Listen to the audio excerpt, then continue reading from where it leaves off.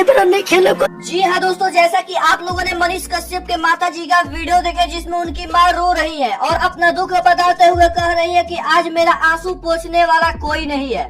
उनकी माँ कहती है कि मनीष कश्यप उनके आंख से आंसू अभी तक नहीं आने दिए थे। दोस्तों आप सभी को बता दें, मनीष कश्यप की मुश्किलें लगातार बढ़ती ही जा रही है।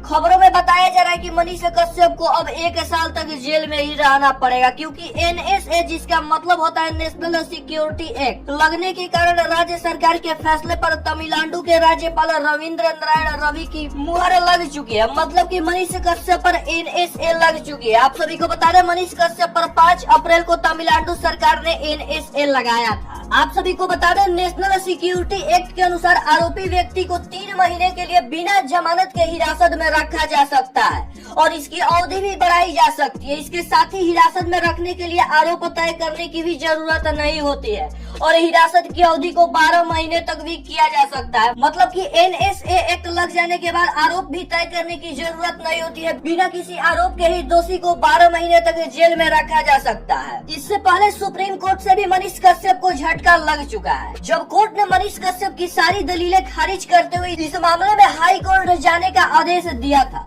मनीष के वकील ने बिहार और तमिलनाडु में दर्ज सभी FIR को क्लब करने, रेगुलर जमानत देने और NSA हटाने के लिए कोर्ट का दरवाजा खटखटाया था, लेकिन मनीष